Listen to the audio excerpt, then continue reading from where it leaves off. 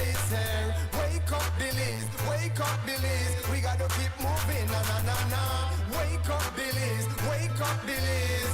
Everybody gotta put the time in. Wake up, Billies, wake up, Billies.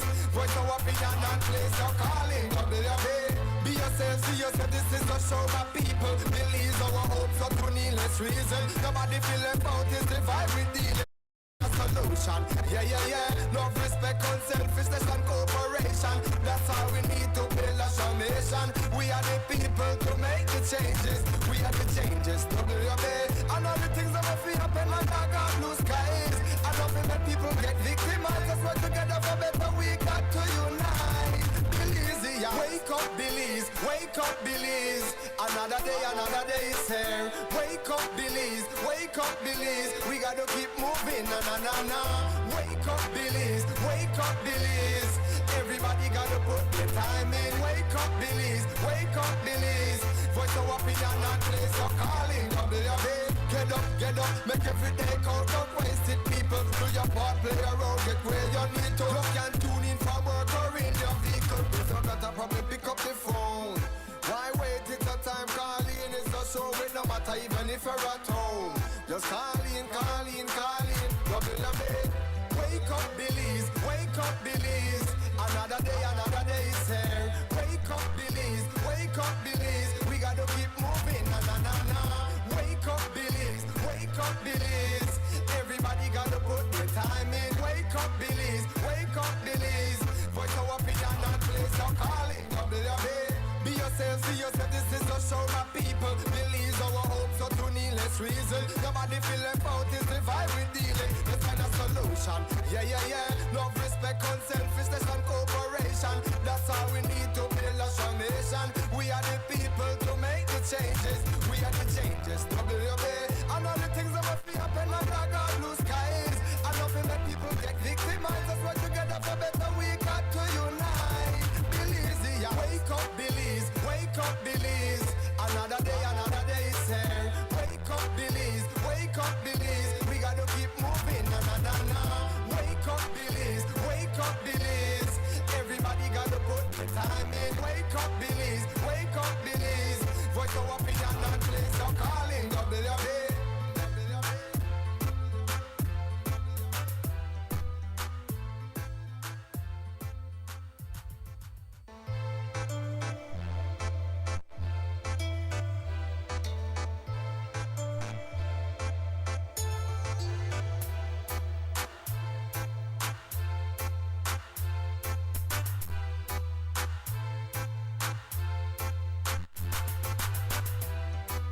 Good morning, Billies. Welcome to the WUB Wake Up Billies Morning Vibes for today, Tuesday, the 8th of October, 2024. We hope your morning is a beautiful one as you lift up for a new day, giving thanks always for the bread of life. We hope you have great health, your energy levels high, vibrations are positive, and you've got space and time to be with us and to be able to participate with us. It's WUB Releases Premier Morning Conversation. I'm your host this morning, Mose, Hyde. And a warm welcome to each listener of Creme Radio, viewer of XTV, and those getting us on our apps, those getting us via our social media streams, and those getting us via simulcast coverage. You know, before we get into the main event, how things work around here, we get you up to date with the latest news. But first thing we serve is your morning weather forecast. This morning's weather forecast, as always, is given to us by the National Meteorological Service of Belize. And we've got forecaster Catherine coming back to tell us what kind of day we can expect on the weather front. Good morning. A moderate west to southwesterly airflow prevails and supports generally fair conditions. The 24-hour forecast for Belize and her coastal waters calls for sunny skies today with a few cloudy spells, and high temperatures today are expected to reach 90 degrees Fahrenheit along the coast, to 94 inland and 81 over the mountains. Tonight, the skies will be partly cloudy with low temperatures of 80 along coastal areas, 72 over inland, and 68 in the higher elevations. Shower activity will be isolated. The winds will blow from the west to southwest at 10 to 20 knots, and the sea state will be choppy. A low tide will occur at 7:48 a.m., followed by a high at 2:06 in the afternoon. Another low occurs at 6:34 p.m. and a high at 12:47 a.m. The sun will rise at 5:44 a.m. and the sun will set at 5:35 p.m. The moon comes up this morning at 10:40 and set at 9:45 tonight. The outlook for Wednesday and Wednesday night is for similar weather conditions to prevail. In the sargassum forecast, sargassum amounts are expected to remain low with only minimal impacts, if any, during the next 1 or 2 weeks. In the tropical weather outlook at 6 a.m., Hurricane Milton was located about 100 miles northeast of Progreso, Mexico, or 545 miles southwest of Tampa, Florida. Milton was moving to the east-northeast at 12 miles per hour with maximum sustained winds of 145 miles per hour. Also at 3 a.m., Tropical Storm Leslie was located about 1,335 miles west-northwest of the southernmost Cabo Verde Islands. Leslie was moving into the northwest at 13 miles per hour with maximum sustained winds of 70 miles per hour. And that's your morning forecast that was prepared here at the National Meteorological Service. The first private radio in Belize, 1989. Creme FM presents the news. Informative, accurate, current information, local, regional, and international news, weather and sports. And now, the news.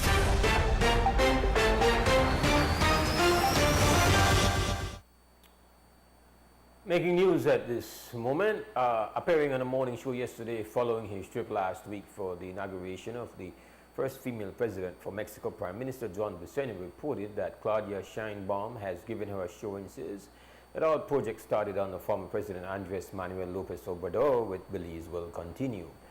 The Belize delegation also met with the new Minister of Energy and officials from CFE. The PM said they were given assurances that once 2 new electric plants come on stream for Mexico in the south, they can increase supply to Belize by 30 more megawatts. Mexico's CFE currently sells Belize up to 55 megawatts. The last increase figure reported by Belize officials had been 25 megawatts.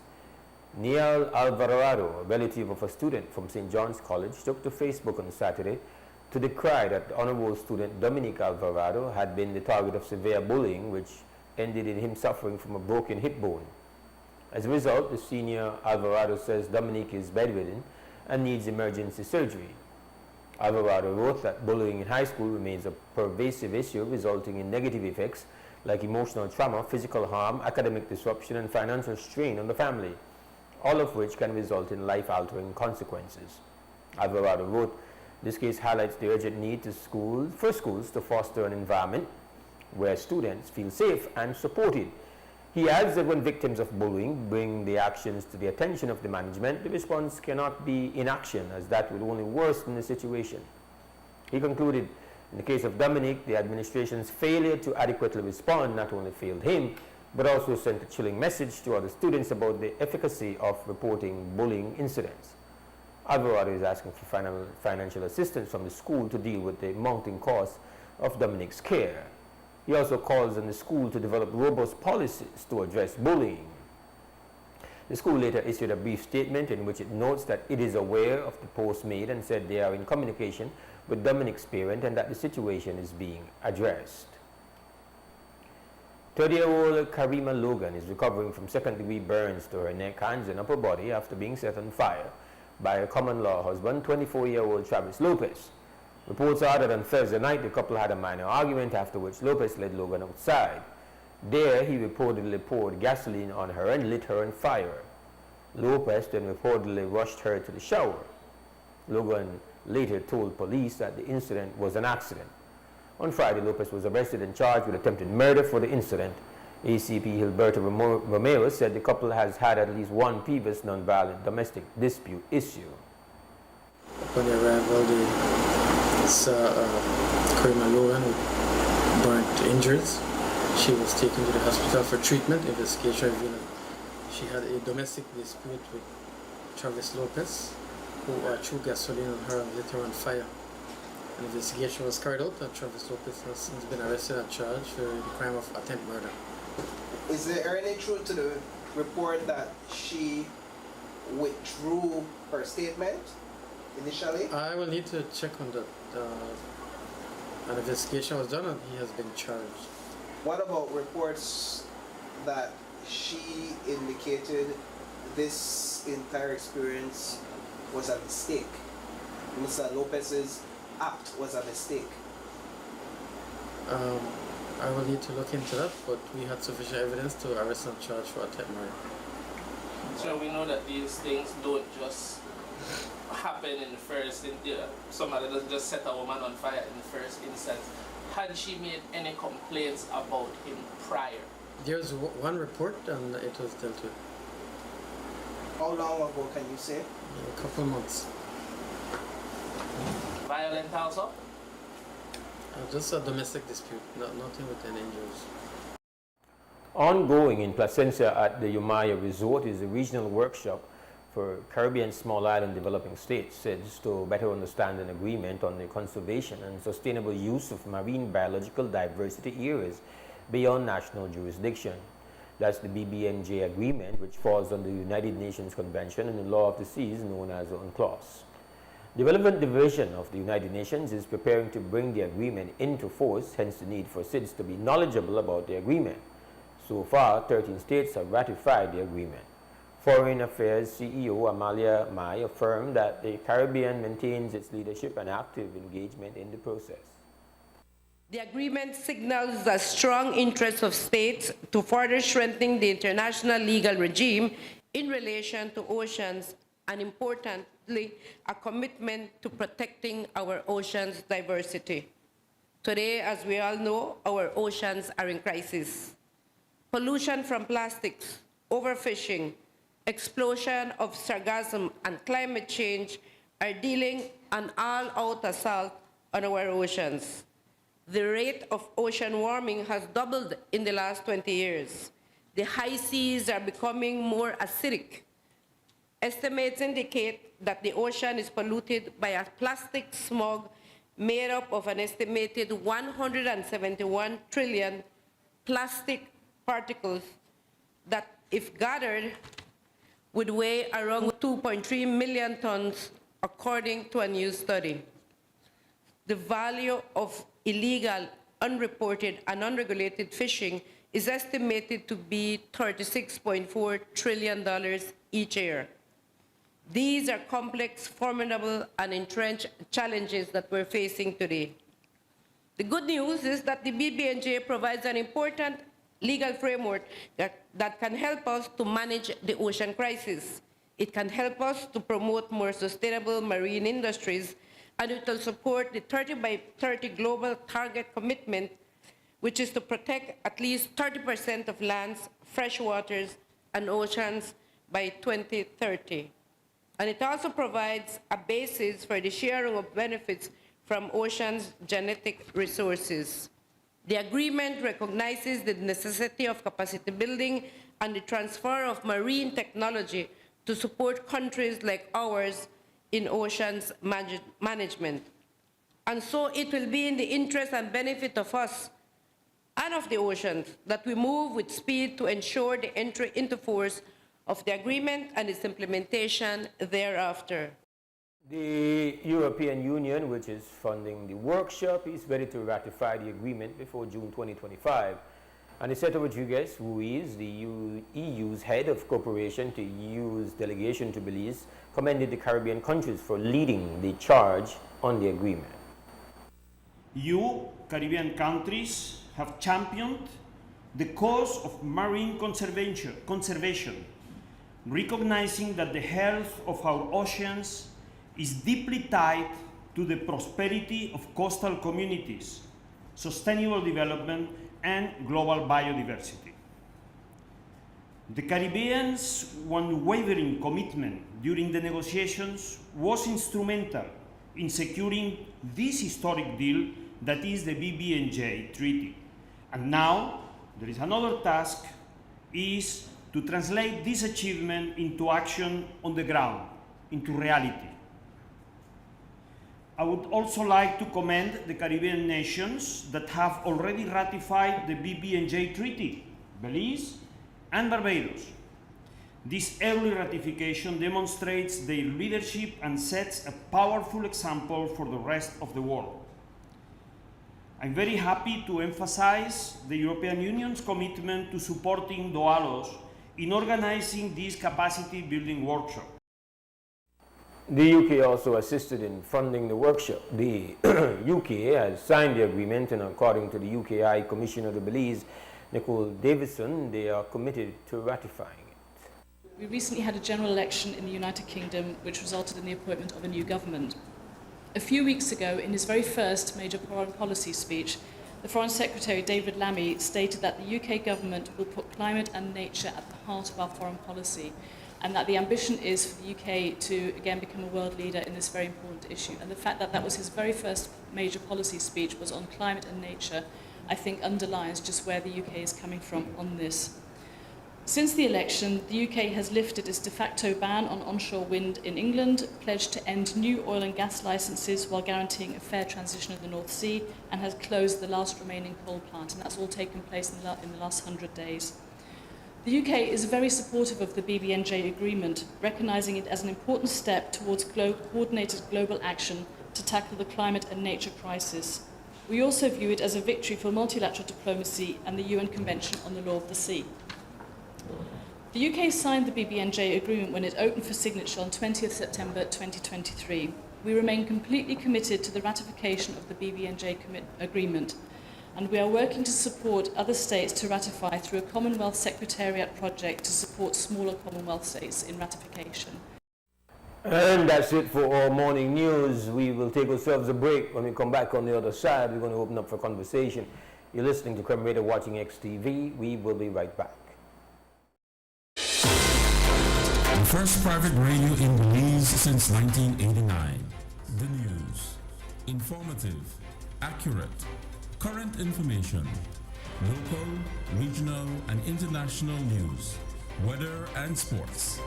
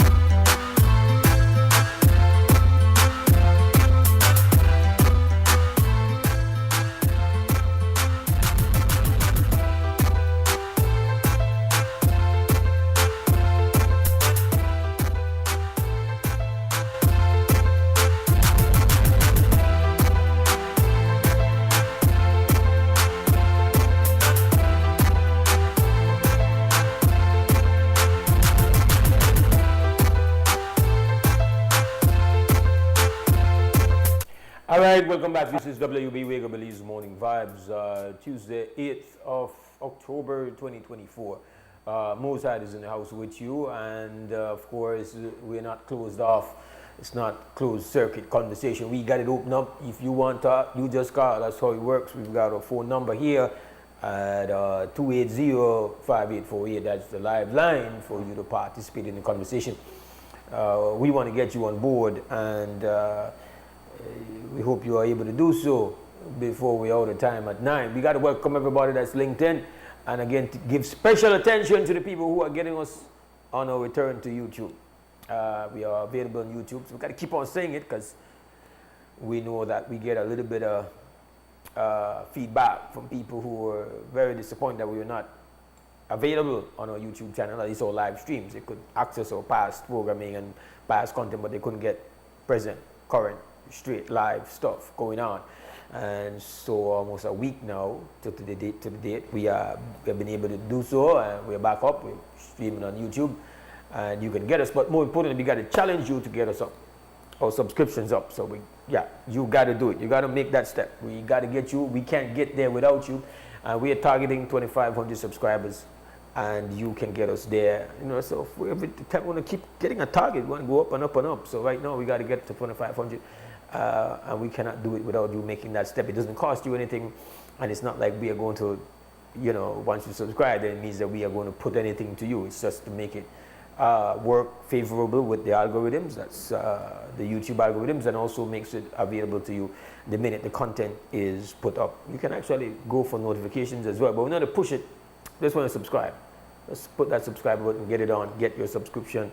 XTV Belize on YouTube. All right, just a little bit of self-interest, a bit of little serving of selfishness there to open up the show so you know what's going on. This is WB Wake Up Belize Morning Vibes. Again, I repeat, the telephone number is 280-5848. Boy, I'm glad that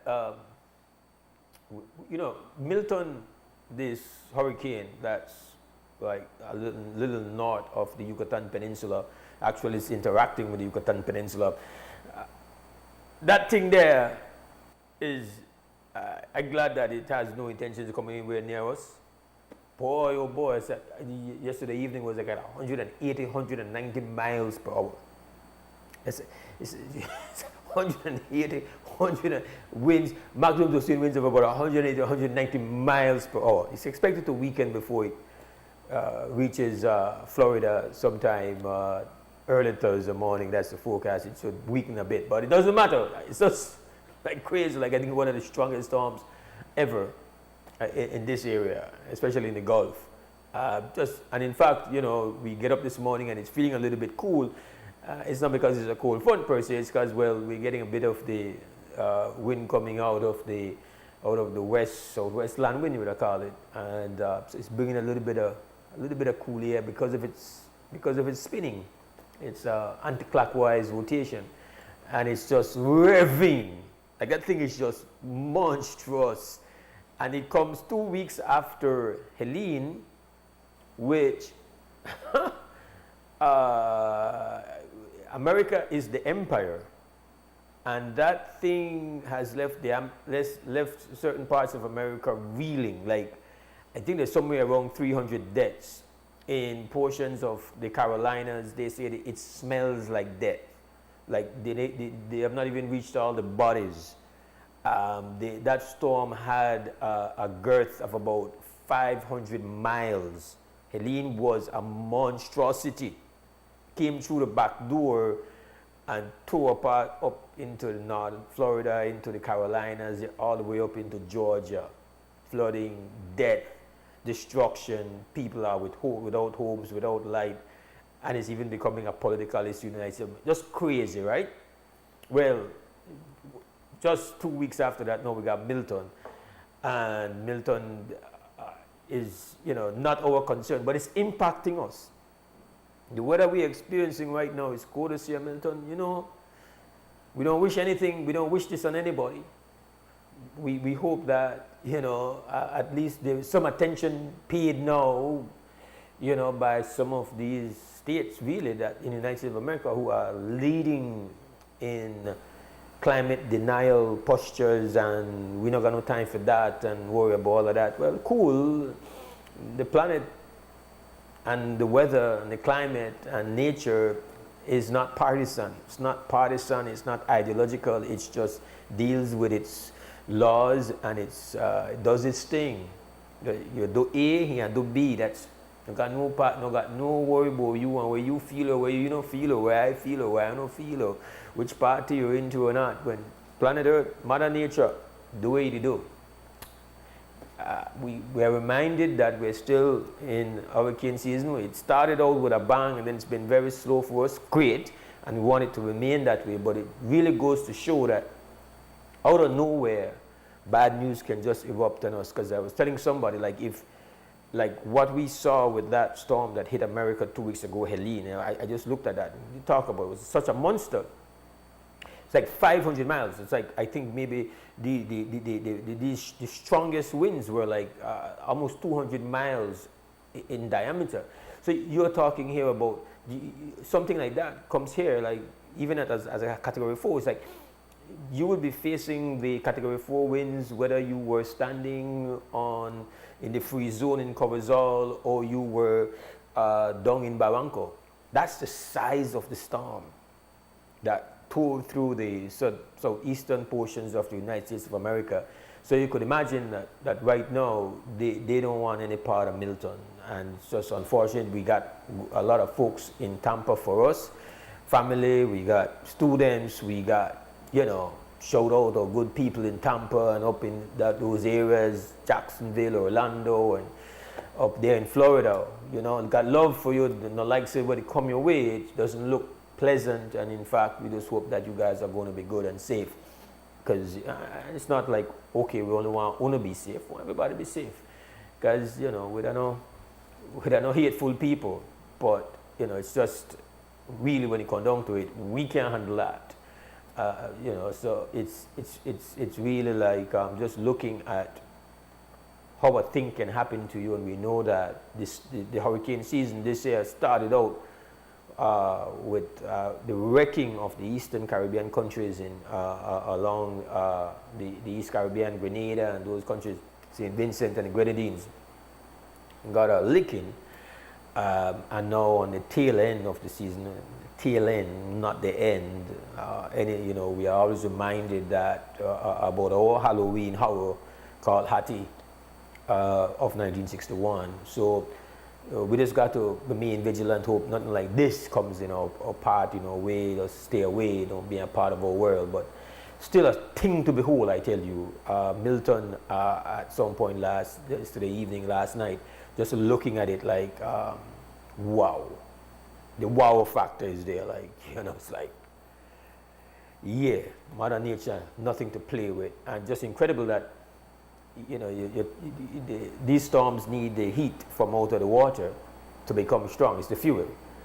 And you would think that Helene had, you know, really taken out some of that heat out of the Gulf. No, we got more where that come from.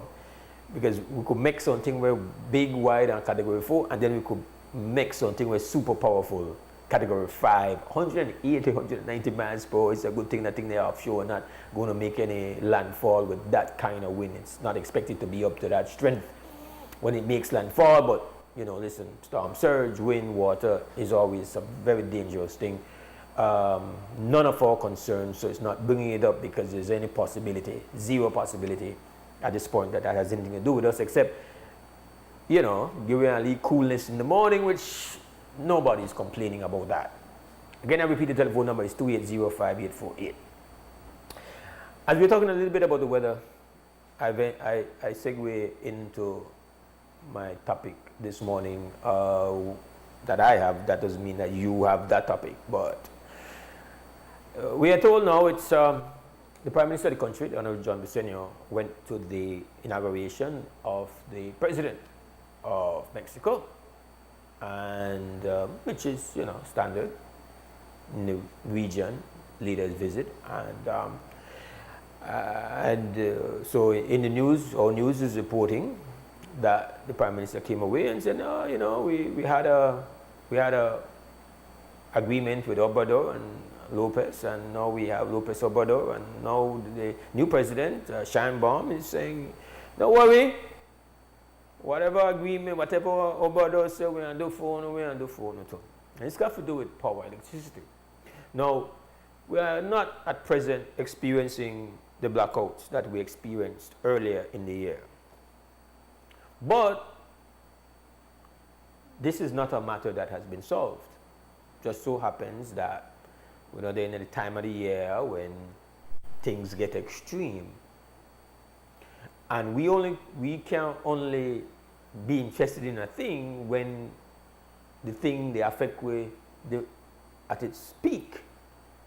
We have to be concerned about the thing when the problem remains unresolved. So when we were experiencing all these very uncomfortable blackouts, we were hearing all manners of solutions that were in the pipeline. But right now, as we speak, now we're hearing about the report coming that, listen, the Mexico said, no, we ain't going to give them more, because we the bill, so we might go give them more. Then now we hear about some ship. We have power upon the ship, and the ship could sell and then we could sell extra, but all connected to Mexico. And respect that Mexico has been willing for these years to sell us their extra power. You know, we got extra power here, and any brother down south away there, they don't got enough energy to take care of themselves. Make we sorry for them and selling some of this. And that has been half of our energy policy here in Belize for the longest. We have been depending on a sorry fuel. Like if I got extra, I sell you. You might say I'd be cynical to call it that way, but where else you go call it? Because when the people run out of power for themselves, they don't got no time. They cut you. And then cut you for avoid have a cut for them people, which is natural. So we have to go at the inauguration ceremony, a time of celebration, to try many years both really concerned you, for really power thing. Remember we down here? We need only juice, you know. We don't want to get any blackout. And right now, I say we know they got blackout, but we have to recall how miserable a time it was when we were experiencing those blackouts, how disruptive it was, and the cost of it. We have to be reminded that we have a serious energy problem. As is stated in our news, our demand for power is at the projections for 2028, and it's 2024. So we're upon borrowed time, really. And yes, likely we'll have no issue going into the end of the year. But when it starts to get dry after that, start to dry up, and demand start to go up, and the peak of the tourism season come in again, demand the crunch, we potentially end up at the same spot. And then got the same conversation about it. The conversation has to be about it. No, we are here. We are still primarily having a scenario where we are heavily dependent on getting the power from Mexico. Very dependent on them. And somebody said, well, that's the word. We smile and we have to try doing any things, easy maneuvers, and beg you for this and beg you for that. And many countries, get power from other countries. I think there's, north side, going up to the northeast, United States of America, got power. They come to Canada. They get power from Canada. Countries do that. But it's like, business. There, in our scenario, if that supplier have issues, then they lift up the proverbial creek. So you have to prioritize your in-house capacity. It's a part of your sovereignty. It's a part of making sure, especially moving forward here in 2024, we'll probably say all kind of hell broke loose on the planet Earth. All kind of hell broke loose. And a big part of the issue when I get disrupted will be energy. So we can, as our people, be comfortable. Like, I guess some people comfortable with it, like that comfortable with one commitment given at an inauguration ceremony that we got your back. And I don't know much about the ship thing. I just hear some sketchy things coming from the Prime Minister about one ship, and some people sell electricity there for one ship. Like, with that, we hear about the turbine where it's supposed to kick off and get maintenance and boom, boom, boom, but still not really to perform what you need to perform. We have one pipeline situation with solar farms. We don't know where that one there. We don't hear nothing about that. That more important to hear what we do in-house than to hear that the new president of Mexico say, "Don't worry, the Sarifio commitment is still there." Because we don't see we part. We live in our time. We part energy availability crucial to national well-being and national development. And one next man no one put you head at him.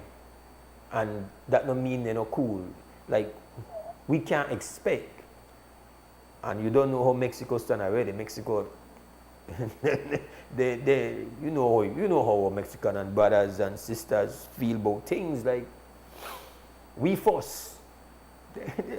Respect, there's no offense in that. We're not vexed with them for that. We understand and respect that. That's natural. The point is that I can't accept that our plan, our vision for the fact that the energy demand, we are exceeding it, and that climate change is impacting our ability to produce, and that we need to pivot, and we need to diversify, and we need to expand, and we need to catch up, because we know this for almost 20 years. We've been told that.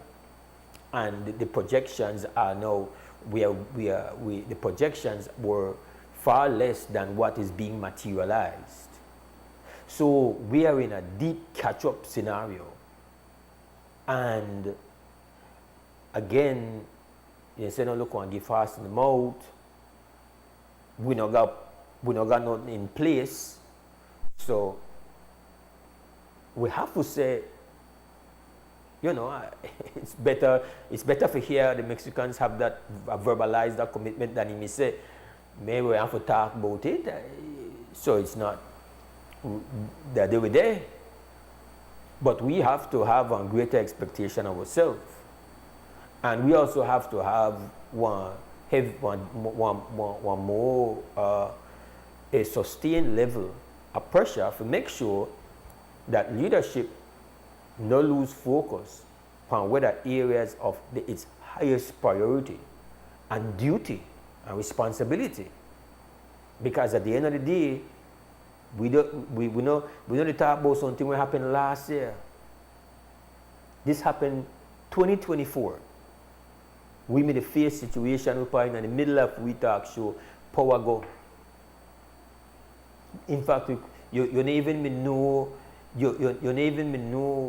all you may know is that this is the area where we get affected if we should have insufficient power. So they couldn't even really give you one precise time of when you're on Hamburg. We gone through that. And that was a miserable time. I don't know what happened the period, 4 or 5 weeks or 6 weeks, we gone through one period, 2024. We had an energy crisis. So we can't just have attention given to one thing when we face the worst of it, because the problem still remains.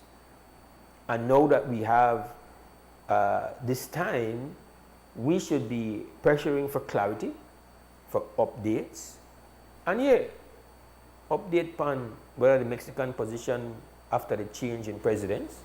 That's fair, but we need to know about what we do on the ground. We need updates on the solar farm we're supposed to get built, because they're not like we're talking about building a skyscraper, right? You know, it's really about, okay, when this kick off, when that the kick off, and what are the other things we could kick off? Like this whole thing, it seemed to me like a little out there to hear about some ship one come and give you power. Like, deal with the standard things. We hear Fortis say that they want expand. They're enough for their interest. We got questions about Fortis and for their performance. The fact is that what's on the ground now failed us at a crucial time. You had resorts in San Pedro where couldn't keep on the power. Then there are high priority things. Then there are serious failures at the state. And you need to know that come 2025, that, you know, being a repeat scenario of that. So this is not the time for you to stop ask questions. This is not a time for you to stop request a clear plan and get updates. This is the time when that is done. Maintain the pressure. Right now we got light. Right now the AC there, my mic the work, the camera the work, and where you there, you connected, and the resorts wherever they're there, they run, and the guests they got the internet and they got the AC, and everything is looking nice and lovely going into the upcoming tourism season, because that's the way we build upon, that's the way feed everybody around here. Tourism season that come in November, people then start come, and we don't have no problem. At least we don't think so. But I was never comfortable, personally, that we have as our most significant game plan, making sure that we remain a favorite child of Mexico City and the leadership coming out of Mexico.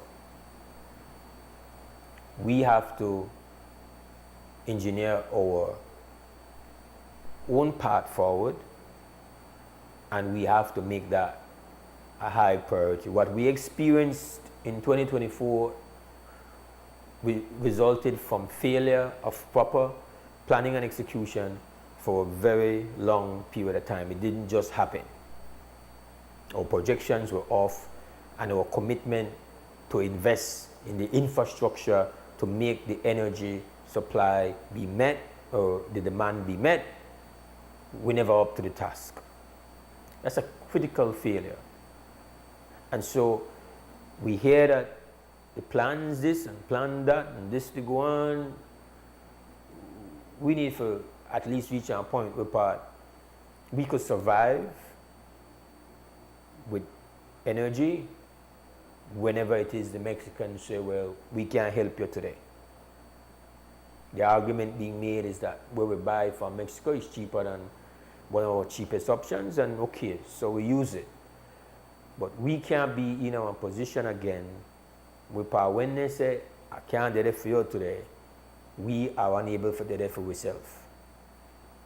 It's 2024, ending up of 2024, going into 2025.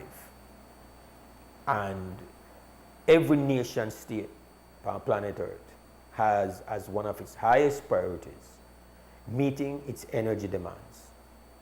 Because that's the whole the thing work. That's the how people eat. And we can't have a situation where you're coming on a long list of excuses every single time. So we're not privy to all the details, but a very a strange scenario. It might seem that, I don't know, a strange scenario that you know, your head of state goes to an inauguration ceremony and you try find one talk time with the new leadership to look after, try get one, try maintain the commitment for your bring power. I like your, you're really there with your hands out. Give me that lead power, I need that lead power. It shouldn't be the case. We have to look at how we must maintain one position, and we have to look after self. And we know that it's challenging. We know that it takes investment, it takes money, it takes vision. You have to choose the right parts, whether that's solar panel, whether that's different things we could use, whether that's using green energy, whatever. But you need to do it. And it's a huge measurement of leadership efficiency when you're able to stabilize. It don't look good to me. To others it might be. To others maybe that's a scenario that they're okay with. I'm speaking here just opinion. This is just an opinion of mine. That for me it don't look good. That we have to hands out the inauguration ceremony to try to make sure that we are still get power from you. But we know if it is come down to crunch and you can help we where you want to do. Cut. So it might not be the most attractive topic now because right now we got power. But link me in April and May when we have the conversation and you got blackout. You lose all this time to say, hey, we want to know what happened with it. For we real internal plans, hard plans, hard blueprint of how we want to avoid the kind of troubles and the kind of distress what we had earlier in the year. It's 24 minutes after 7 o'clock. We have guests coming up after 7:30. We will go to 2 Cents Cam at this present time. We'll take our first break. 2 Cents Cam is sponsored by Fort Point Security. We'll be right back.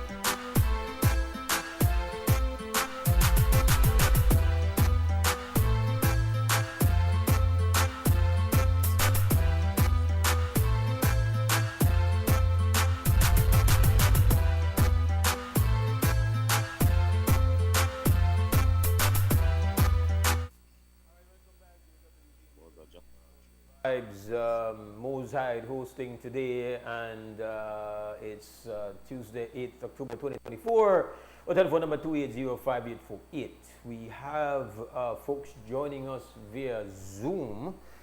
I believe they're on, and LinkedIn. I got to welcome our frequent flyer, the great Ewart Gobbert is on Zoom.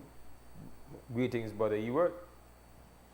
Yes, greeting, Brother Mose. Always blessed, man. Always deepest gratitude. Thanks for the opportunity. We really appreciate it anytime we get a chance to share, what's going on the ground with the wonderful viewers in Belize and beyond now. We have two dynamic guys for January. We got a Vice President, Harry, and we have Calvin from Southern Environmental Association. We're joining forces. How we not battle, but how do we adapt and still exist now with this climate crisis, climate change, whichever way you want to call it. But what we want to talk about, we're not new, but urgent in the way of how we go about, and it's not unique only to Placentia climate change, but how do we unite, come together, and farm partnership, if partnership too big, at least partner do a real kayak, but how we link up and figure out how at hand we could survive and just not say with future wash well like what we see in the past. So that the big picture today. More just talking about first-hand experience. So we have here on Zoom, Bird Key National Park. That's one of the main things we talk about now. What is it?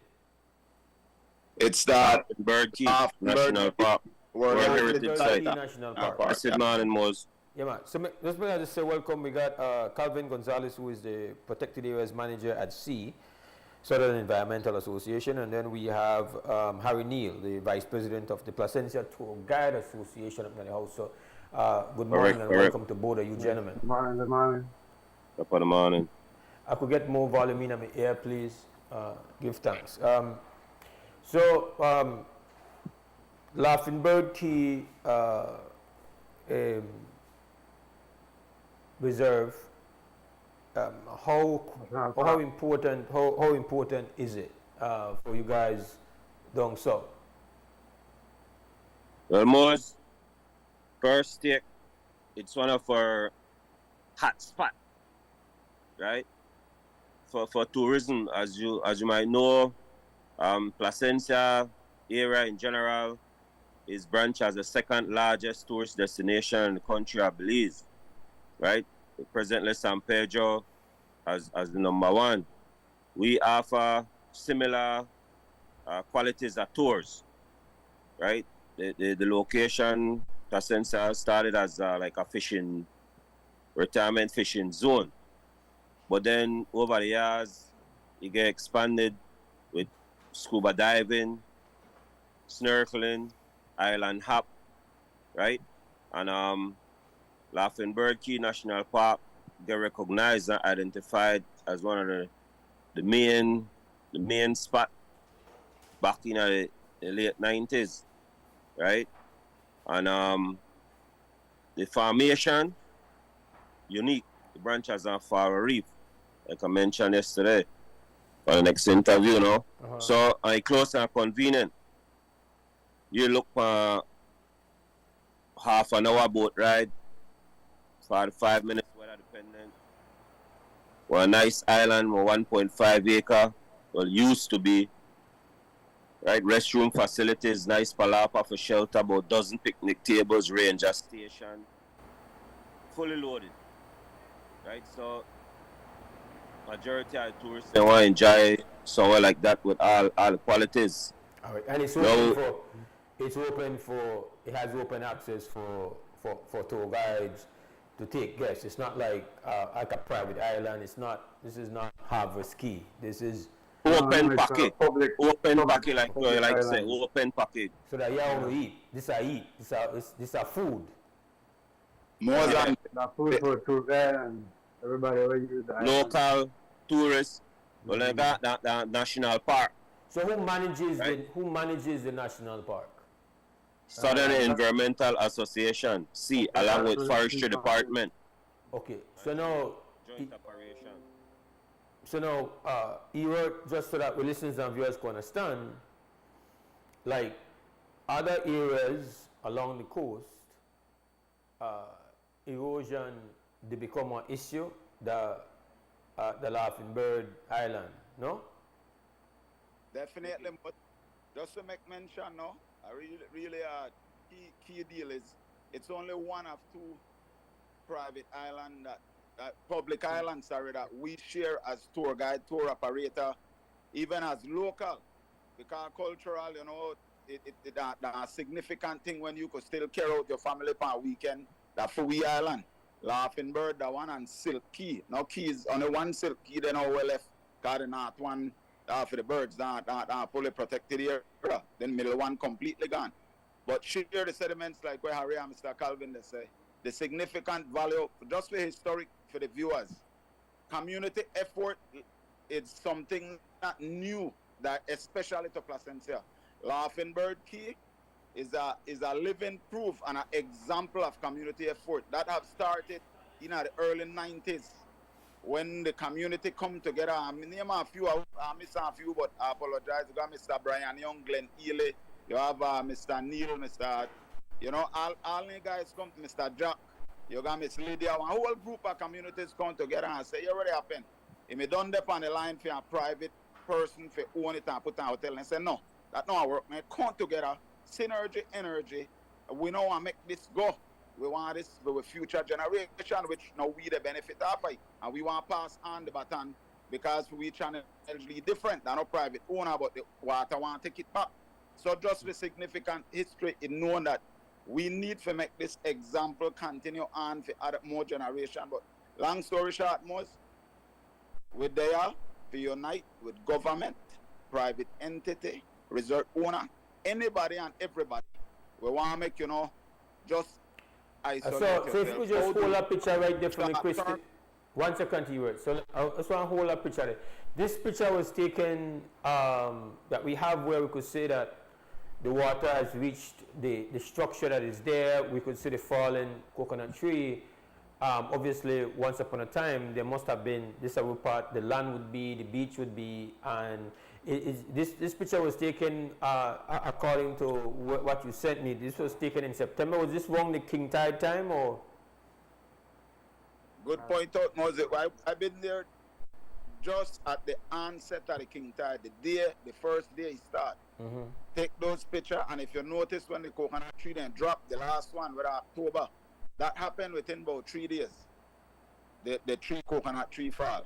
Okay. So this king tide, we don't know that immediate response, and I want to hear Mr. Calvin talk about we have a site visit with government people, but we want to immediate response before the next king tide, which is due right around on the 15th, 14th, because the 17th of full moon. But you know all the policy and the hoops when it comes to the regulation and the assessment when they have to do all of these studies, which is to no end. We respect that. But this is a crisis that we're looking right now in 10 days. How could we minimize and mitigate the 10 coconut tree, whether the ranger station and the guest house?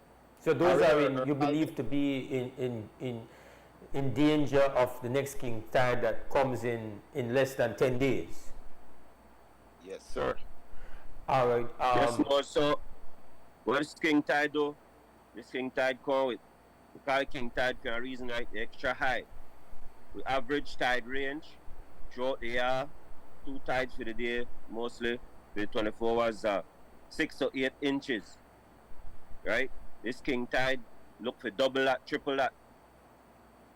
So it create more erosion blast, where it underwash, like you seen in the video, underwash the coconut trees there.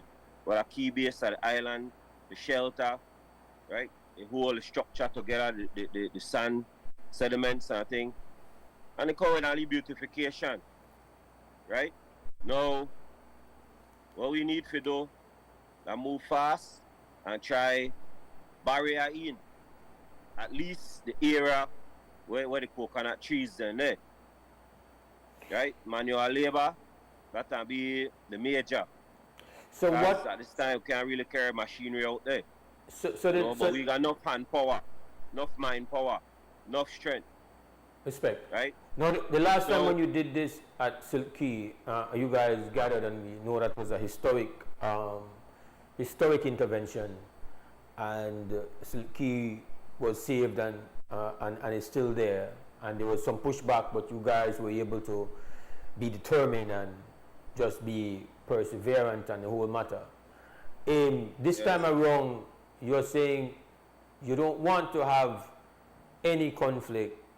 You want all the critical stake partners, government, conservation, stakeholders, the tour guides, make it be completely collaborative. So you're saying that you have approached the government to make the government come in, and what has been the response of the government, and what exactly do you want from the government as a contribution, as a collaborator in what is to take place at Laughing Bird Key there? Well, we had some members that we thought would be important at first hand to take out and shed some spotlight on the island condition, have them see personally what the situation is like. So fisheries was out there because it's also a nursing grounds for turtles, right? It's a protected area, 10,500 acres of protected waters, right? And then we had mining. They are very important when it comes to conditions like these. They actually have the first say. And another group was there. DOE. Yeah, I don't remember the group. So, but anyway, they did some Zoom, they did some observation, and their job is to take back a report, right? Now, we had a small meeting after they did their thing, and we were asking them to please help us move forward in getting this information to the chief, right? And express the need and the urgency, other than just having the document or the information put in files and stored elsewhere. You feel me? To back that up, the Southern Environmental Association compiled a nice letter and sent to different government office expressing the need and also expressing what our plan. We have a short-term plan and a long-term plan. The short-term plan is now. Like Ewart mentioned, the king tide is approaching within a certain time frame. Right? Minimal time. So we want to act on that yesterday, day before yesterday. So I think what is happening here is an organic, from the ground up, building an emergency response task force for the protection of our coastal jewels. That's what's going on here. Correct. I would like to hear from Calvin, and then we go to some direct point. Go ahead. We want to hear you, Calvin.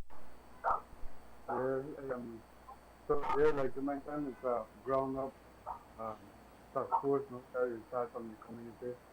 And we call in the relevant government agencies in order for them to come and do a preliminary assessment so that they can report to the executive. As Harry mentioned, we also develop what they refer to as a development plan. So see how we could slow down the erosion for now, making a short-term plan as well as a long-term plan that we would like to implement afterwards, which includes the long-term plan, including reclamation of the portion of the island that has been lost over the years. Of course, that will only be reclaiming rather than creating land, unlike some other places. And I just wanted to highlight some of the importances of the Laughing Bird Key itself. like we mentioned, it's not only important to the tourism sector. The Laughing Bird National Park is also important to the fisheries sector as well in this area. Since these rangers are based on the island itself, the ranger station is at risk of being washed away by the erosion, by the water. Then we would lose our presence in the area now, and then Laughing Bird National Park serving as a no-take zone is works as a replenishment zone for that area that the commercial species have a chance to reproduce and grow and then spill over into the open waters that fishers are allowed to fish in now. Apart from human resources, the important human resource stakeholders, it's also important for turtles, like Harry mentioned, birds that use the island as a nesting site, as well as for coral restoration. You know that fragments of hope is in the area doing their coral restoration work.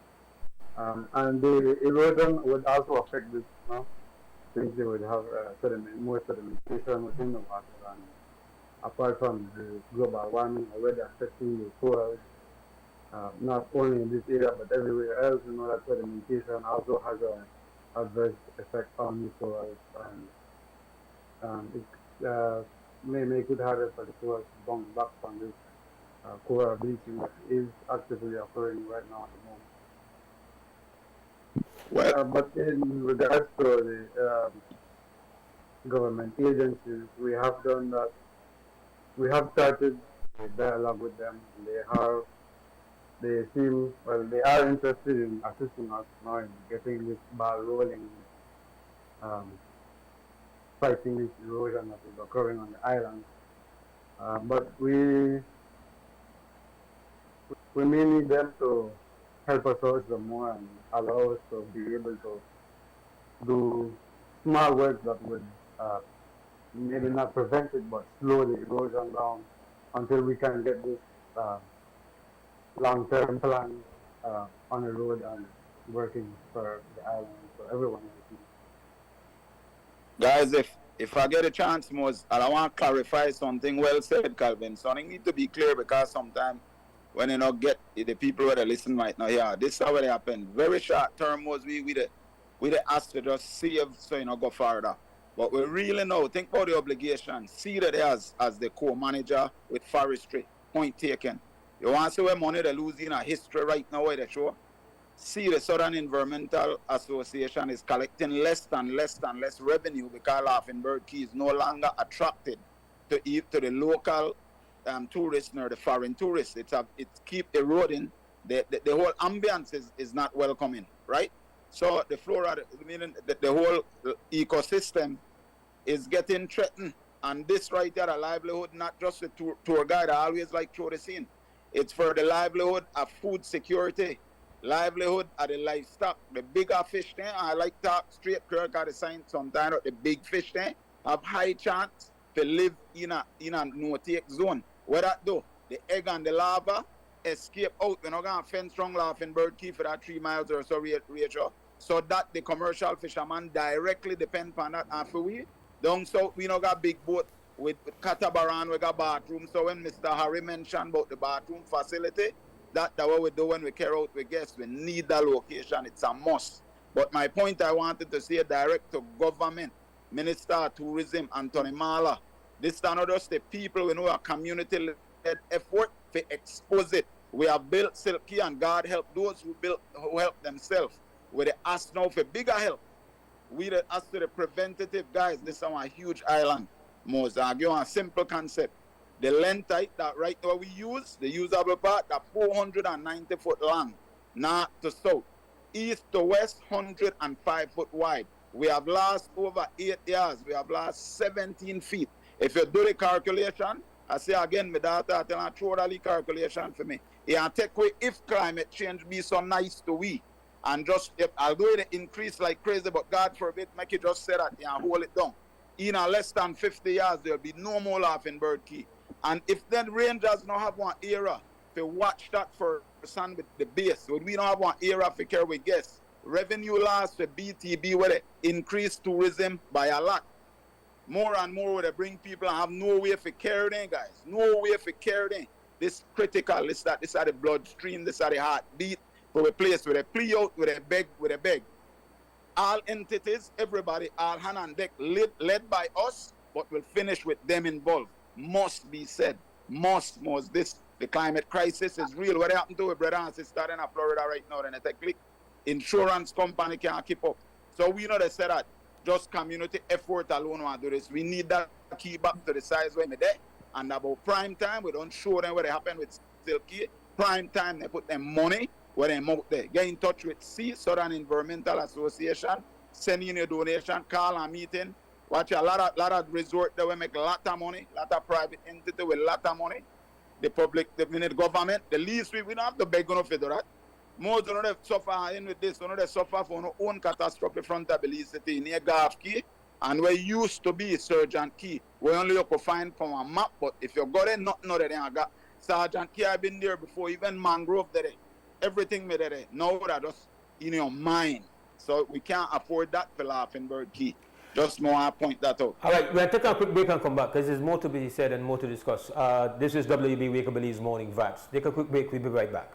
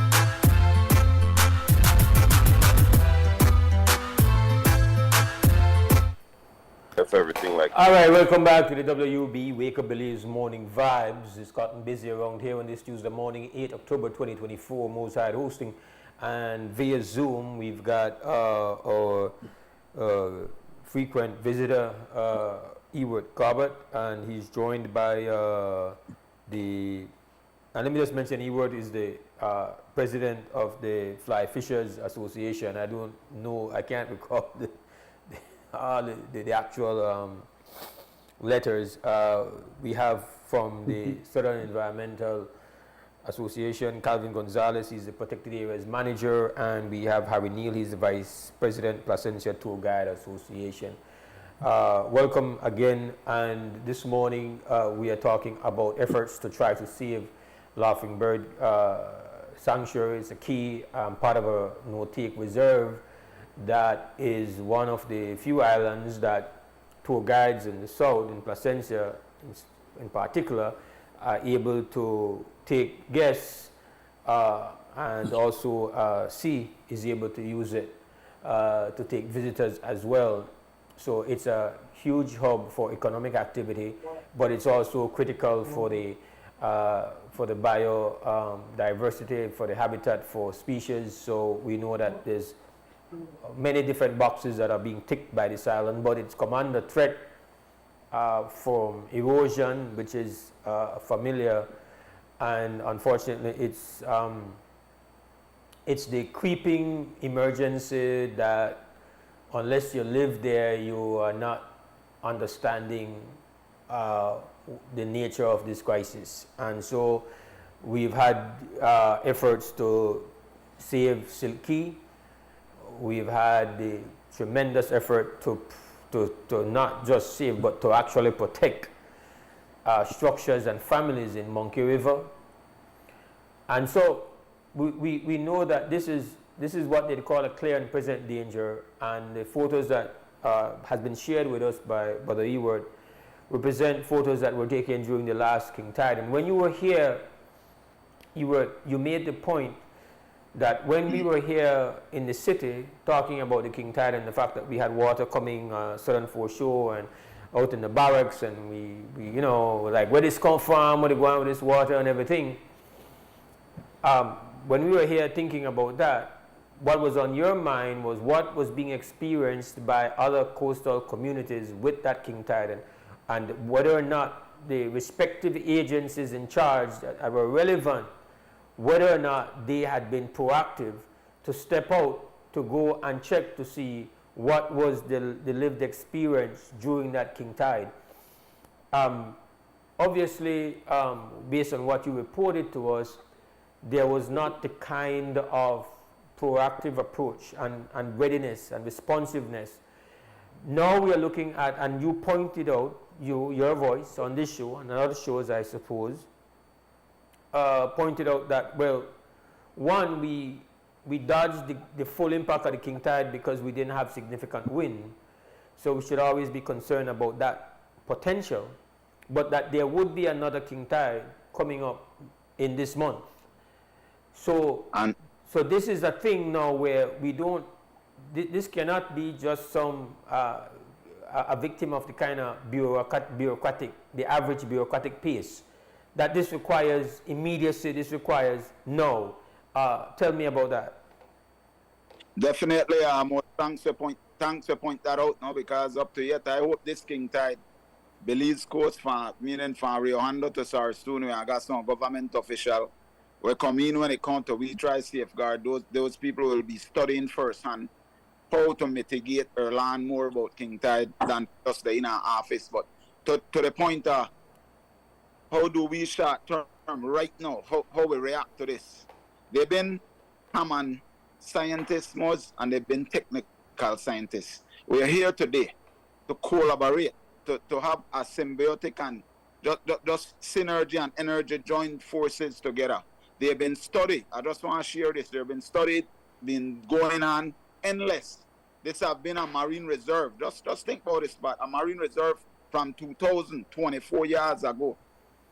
Up to yet, Mose, these people are so serious about being climate resilient and climate change, and they're getting a lot of money, blue bond, etc. Up to yet, we do not have a carrying capacity per laughing bird key. Just think about a carrying capacity. Why is that important? If one carrier could carry, we say 300 passengers per day. If that carrier getting smaller, you want to shout out something wrong. But they're so busy studying where the money there that they lose the whole point. The other point I must share, when it comes to these studies, it looks like they're waiting for a silver bullet. Unfortunately, there's none. I had the privilege, I'm not bragging, I have the privilege to visit Seychelles in Africa, all the way to Brazil, Argentina. Everybody that suffer the same pain. So no silver bullet there. What they're studying, they need to open the eye and say, I said this yesterday on another talk show. Climate crisis and climate change is affecting two different set of people, two different ways. The guys with the private island who got the money for restore their island a lot of time getting bigger. If you listen to what Mr. Calvin say, he said, we only want to take back what was there. Some of these guys, Alan Key and Lee Key right side of Placentia and Lee Boy, one coconut tree, barely have one spot for your house, Mose. That turn one resort. So my point, I already asked for help way to mitigate back, at least for minimize, to be climate resilient, make the island not go further, and that start with government and end with the community. So it's not too late. It's not too late. The island is not far gone. It's growing. Oh, definitely. It's growing. So what we need at Laughing Bird Key National Park World Heritage Site is sources that have the know-how and the approvals. Give Southern Environmental a call. Calvin could share that number with you guys. The Village Council, 610-1040, Warren Garber. Ewart could give his number. You know, I could share my number. And let's try to move forward on the right path.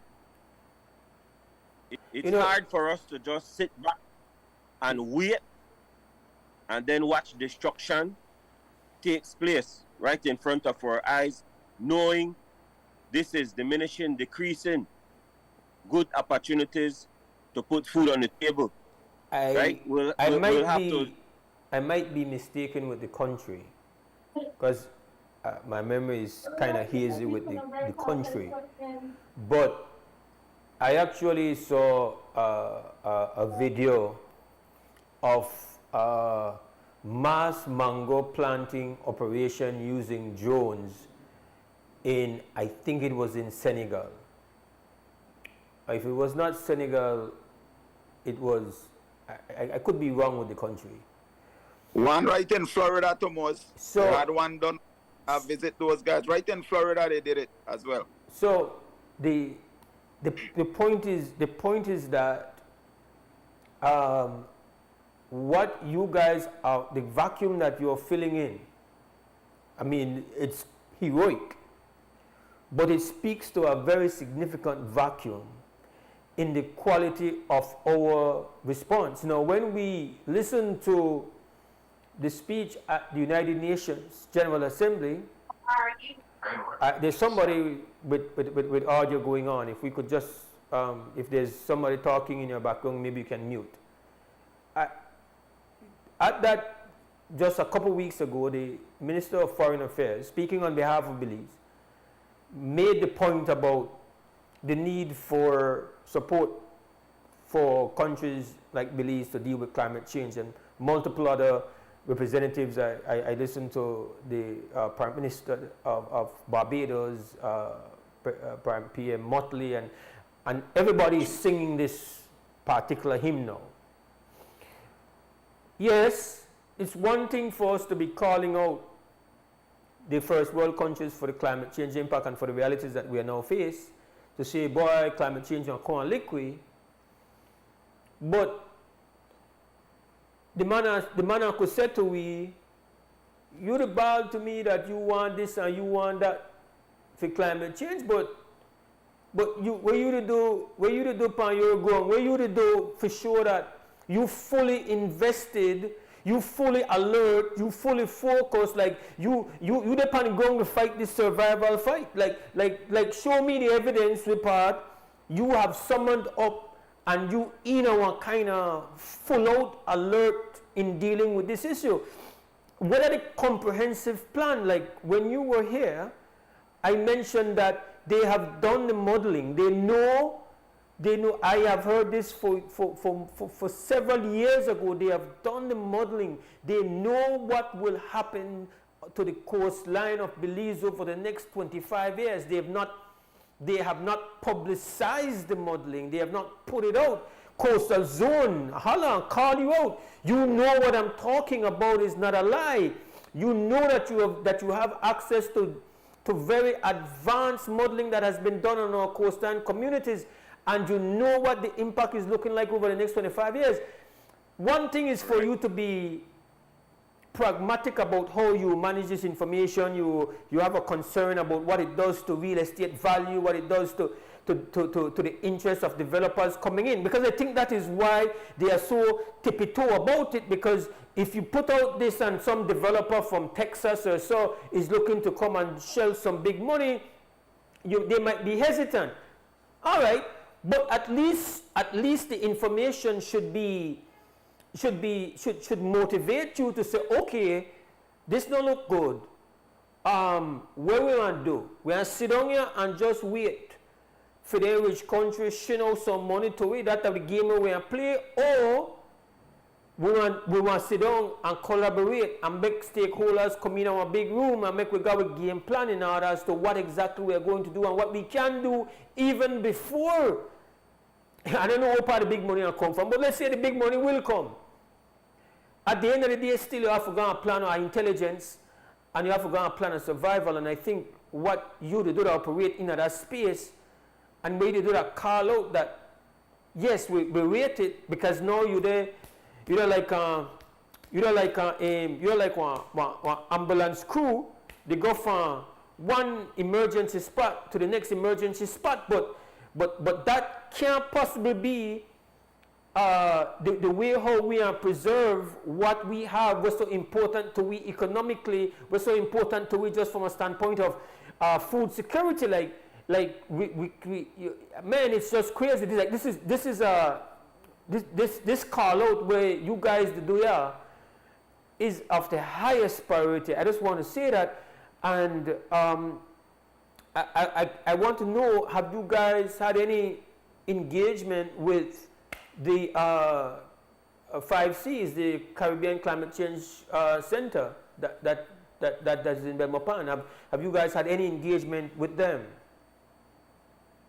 Mose, I think if you go straight, fortunately, in the room, we got Calvin, we got Southern Environmental Association.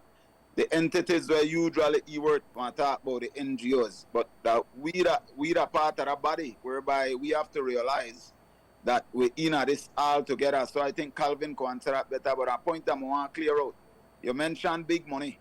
It depends on the perception, and Mose, I give this part. Big money don't play. We burn my heart, and me and you talk about this, that we are exposed, remember, like Monkey River and different thing. I think we are carry this to the next level. I personally, along with yourself, we go and expose what have been done, and then a story. We are show where the common people a story, and that one expose the stupidity where we tolerate for too long. I might be off with numbers, but I see something pan used with Barranco, a place I dearly love, a lot of nice friends and good people. Those people could drive one truck there and dump rock straight to the problem. You know they're using that money to the endless studying. Study to what end, Mose? We tired that money are coming where we need the first do. Another show, I like the example of the ambulance, but we have to show the people who walk again after we put them in the ambulance and hear their testimony and find out how much money that costs to make we fix them people. Because it's not a work. It's a lot of study. Because we do study, and I have the studies where I want to show up on this end. But just want to show that, but I think Calvin could help with the 5Cs now.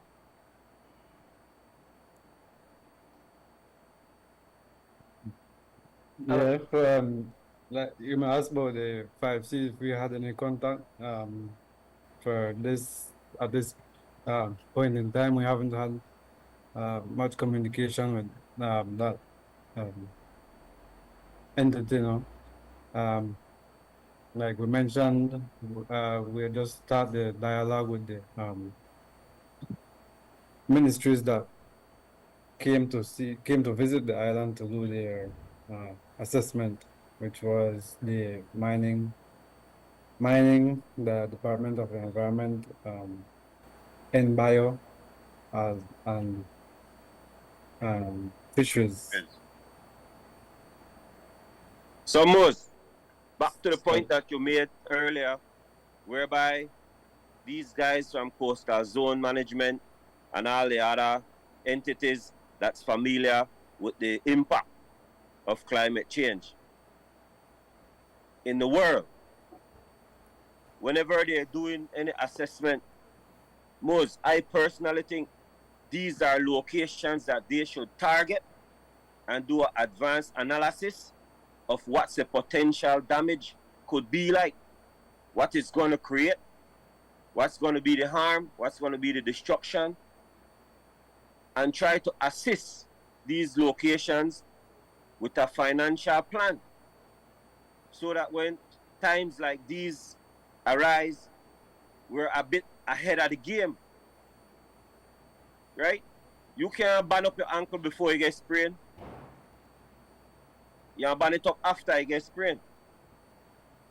Now here we the cry out to try get assistance, approval, permission, finance to deal with this situation when the ankle it twists up bad. We need it. We don't want it go to waste. We can't afford it to go to waste. We can't allow it. Is there a scheduled day when you guys are going to go there? Has the day been chosen as yet, and is there a call out to the stakeholders and to the community to come out? Has that been arranged as yet? Well, not yet. We were waiting on response from the government official that we sent letters out to, made calls to, and now publicly making it mention and hope that we get some feedback. Like we mentioned, now we don't do anything before getting the approval of the government, because that partly the issue. Silky, no? So when were these letters sent out? When were these letters sent out? Like how long has this delay been? I mean, the group just came together last week, so okay, it hasn't been too long. But the letters. Just to throw in, if we got too much into technicality, and it seems as if we have been a knee-jerk group now, and this haven't been. This is a cry for years. I have to applaud Miss Liz, the director. I see she have reached out to different entities who could give you a grant, etc. The amount of loophole where Miss Liz got to go through. It's almost impossible to make them reach the hurdle, according to her and the previous and whichever. The point is, Mose, we expect belly hungry, meaning full belly, for bail out hungry belly. Harry point taken when you talk about the studies and the money. I just want to clarify we're on the same team. But if we wait arguing straight up, people, my people all in Belize and around the world, we continue this study. We have give people something for study. You want to go study Silky. You want to go study Reiki. Go study what them people do. And me there Southwater Key Sunday. At Tobacco Key and Southwater Key. Talk to Mr. Bradley. See what they do. Whether study to what this. We are get more money, guys. I'm sorry, make I tone it down. We are get more money, and we are do the same. They said the definition of insanity, that trying the same thing over, repeated, and expect a different result. I just believe that we have the mandate and the power, my Belizean people at home and abroad and the world, to take climate change for what it is. We have to change our climate. How do we continue to receive what they're giving us? It's not working. The next generation is depending on us. Government, we're not pressing you. We're not calling you out more than what we expect for you to be called out. We know you can't do everything, but we are hold you to make you do everything in your capacity to be done. But long story short, Mose, make we understand the meat of the business. They are here that we just send the letter. Blah, blah, blah, blah, blah. You think that for we business to find out, but for we heritage, Moses says something. Talk about you know about Surgeon Key. You gone there before, Moses? Yes, sir. Just so the viewers understand, yes, please. Sir. Yes, sir. I know. I never gone and visited, but I saw Sergeant Key when it still existed, and now I know that I just want to stand the bar. That's all it is. There's no just on show. Just on show. That's all it is. How far from the city that them was that the government in face?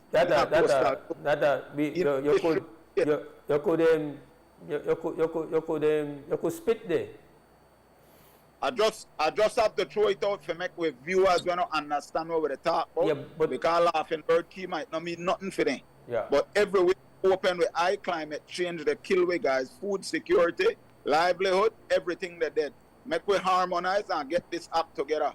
Different opinions should unite us, not divide us. That is the story we want to sell. But at the same time, we're got a ticking clock, because what you're saying is that it's possible that the king tide that should be hitting in the next 10 days could really create havoc, as it did. 100%. So you would want to ensure that an intervention takes place before then. That's the deadline that you have in your head. If I pick Mose, I believe as soon as we done fire, see one call somebody and say that somebody that bell up and call up and they are sure we up and we are fix the street. I believe that, man. I believe in the movement. I believe in the people. It's going to get done for 10 days. And I say, you know why I say that, Mose? Yeah. Because we don't stop till that happen. Only could say that based on our end. We have whole obligation legally as law-abiding citizens that somebody use their senses and make this happen before 10 days. Yeah, and I back up your motion, second the motion, that we don't hear nothing about no technicality, because you can't, that never uno for me have to send the letter in at the first place. That, to me, that is a point well made, that you can't know and call that an excuse. You have ample time. You have ample time for make sure you do the right clearances, for support, participate, and it's like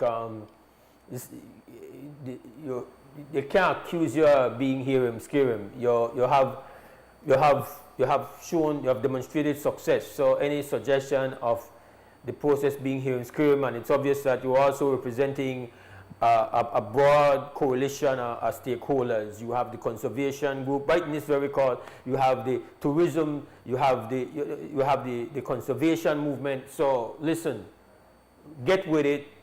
Sign what you need to sign off on, and make the work begin, because you don't got time. Time not upon your hand. That's the point. Are you also at the same time that you're on in the public medium here? Are you also sending out an appeal to community members to find out more, to join in, to be ready, to be activated as they were in the past? So I think that's all lined up already. Thanks so much, Mose. One of the one I want to throw, because we keep saying that it's important to Placencia. We know that to the whole country, but when this whole thing where the success of Laughenberg start, the Monkey River, Independence, Placencia, Riversdale, Hopkins, Dangrega, all of we use this place in harmony. So we will call out, the troops are already well aware, but it's again, the no one and anyone we really reach out to everybody, but to the state, to the leaders, the chairman and person in charge, the Ali Association already alert and know what we're upon. But we cannot move without these people's support. And so, again, I know you've made it clear, and I'm very convinced of it, that you know they do none of this, and your movement and the people in the movement, they do this for likes. You do this for life. And so we don't have to big on up now congratulating, but at the same time, my decency requires me to say big respect for the consistency, big respect for the importance of the ring this alarm bell, big respect for have the courage, and big respect for be so clear in communicating and for be so passionate about it. Rate it and respect it 100. Give thanks, and I hope that the rightful people in the respective authorities and agencies are hearing you, seeing you, and all of you, and are hearing the call and will respond to the call. And if we see 7 days from now nothing has moved, remember that you just need to send a WhatsApp and we're back on. We deal with it. 100 per not. Greatly appreciated. Appreciated, Mose. Yeah, man. Continue the great work, gentlemen. Give thanks. We'll take a break. Respect. Thank you. Take care, enjoy your day, Mose. Yeah, Yes, man. man. Bless. The Office of the Prime Minister invites you to the National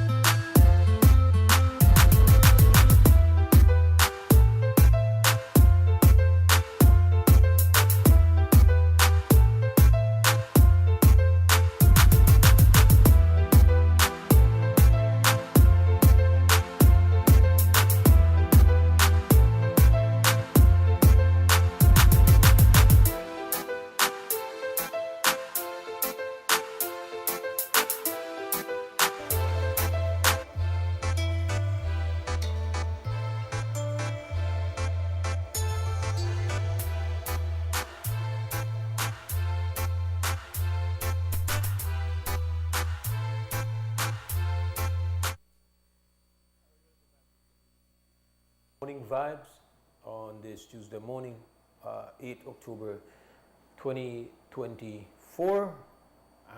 Our telephone number is at 280-5848.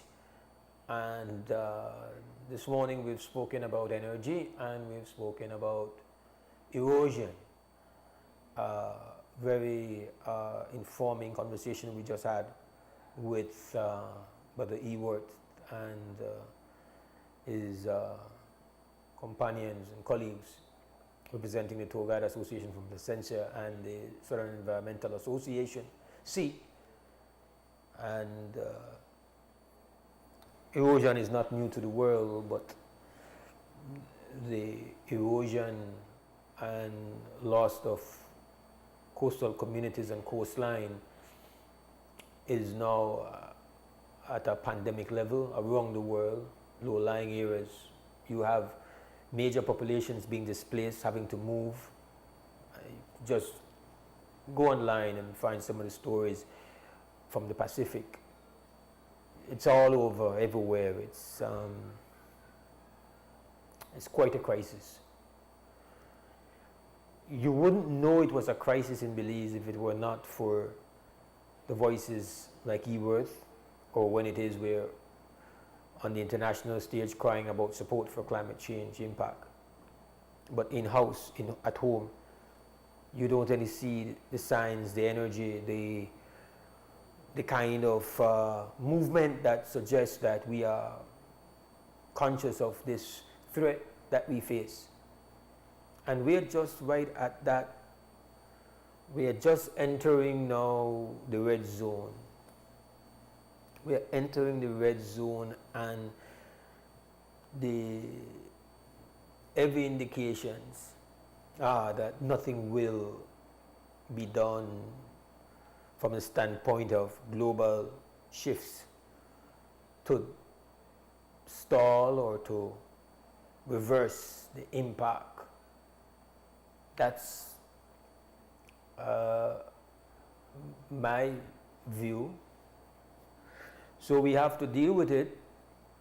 We communities will have to figure out how to survive, how to fight, how to struggle. And so much is going to be asked of leadership to step up, to stand up, to be focused, to be on the job. It's Laughing Bird Reserve today. I am sure even while we're here talking about Laughing Bird, there are other areas, islands, where the impact is being felt. Unless we get those voices, we're not going to know, or unless we go and check ourselves, because who's really at the wheel? I think it was such a profound point made by Eworth the last time he was here in studios, when he said his response to the king tide, that, by sitting at the table, with the flood out, whatever, really, it's a new norm. Not king tides, we have always had king tides. Somehow we get introduced to the term. I was the first time introduced to the term. But at that level, that had not been an experience where we saw so many different areas be so completely compromised by water coming in because of the tide. And we are expecting another one coming up in about 10 days or so. And Eworth's response was to go and check with people at these other communities, checked in Keokuk or checked in Gales Point. And they're not only checking to see what the experience was in those locations, but to ask, has anybody from any of the respective agencies and authorities that this are part of the job description, has anybody shown up to come at least check and peep and see, or ask for photos, or ask for experiences on the ground? Where'd it go on? Nothing. So coming out of that, Brother Eworth went to check to see what the experience was at Laughing Bird, and he took the photos and now realized the impact was severe, and with the potential of facing another one coming up in 10 years, there was a need to act, to organize, to respond. Our plan should be comprehensive. Our plan should be national. There should be a task force of the stakeholders from the ground being the anchor point designed to really and truly strategize what exactly is going to be your response. Not study, we don't know where it happened. There's no need for any more study. We don't know where it happened because it happened in other places and it happened here as well. We know what's going on. We know where it take place, and the studies have been done. We will need now that the courage to act and the wisdom to plan and have the right plan. We'll take a final break, come back and wrap up.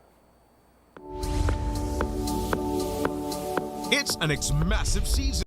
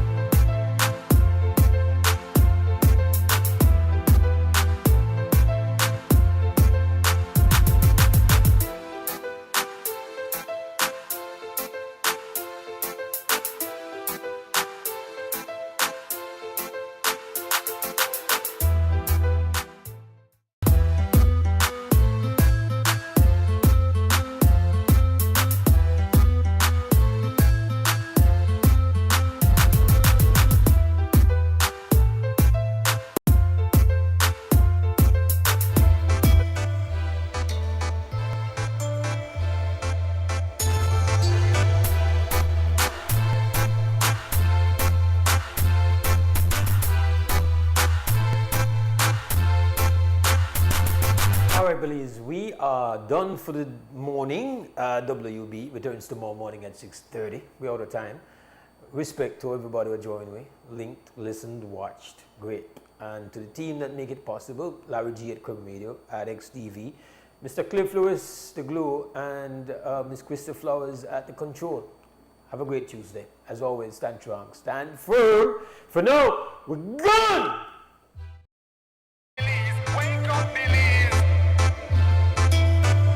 Wake up, Belize. Wake up, Belize. Wake up, Belize. Wake up, Belize. Another day is here. Wake up, Belize. Wake up, Belize. We gotta keep moving. Na na na na. Wake up, Belize. Wake up, Belize.